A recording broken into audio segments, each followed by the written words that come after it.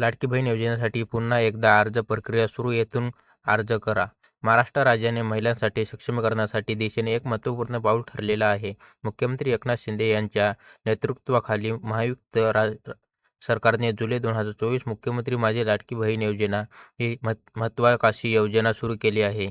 या योजनेअंतर्गत मुख्य उद्देश राज्यातील महिलांसाठी आर्थिक स्वावलंबन प्राप्त करून देणे हा आहे. सुरुवातीला या योजनेअंतर्गत पात्र महिलांना दर महिना 1,500 रुपयांची आर्थिक मदत दिली जात होती. आता ही रक्कम वाढवून 2,100 रुपये करण्यात येणार आहे.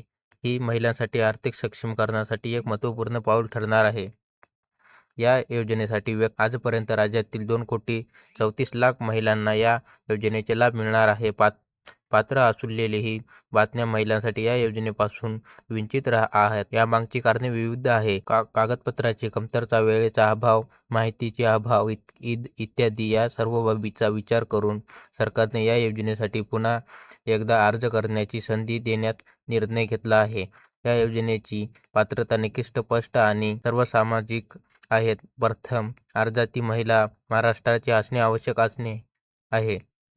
वयोमर्यादा विचार करता 21 ते 65 वर्षे वयोगटातील महिला या योजनेसाठी पात्र आहेत. विशेष म्हणजे या योजनेअंतर्गत विवाहित, घरगुती आणि निराधार अशा सर्वच परिचार महिलांना समावेश करण्यात आला आहे.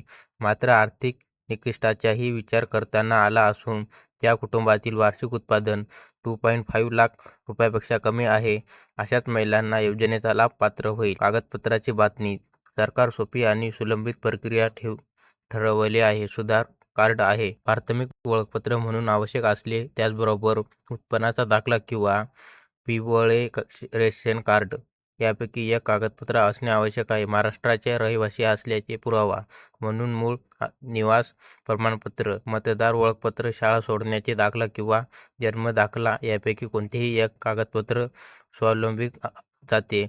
थेट लाभ असण्यासाठी बँक खाते आवश्यक असून त्याच्या बँक पुस्तकाची प्रती जोडणे गरजेचे आहे. याशिवाय एक पासपोर्ट साईज फोटो आणि संपर्कासाठी मोबाईल क्रमांक देणे आवश्यक आहे.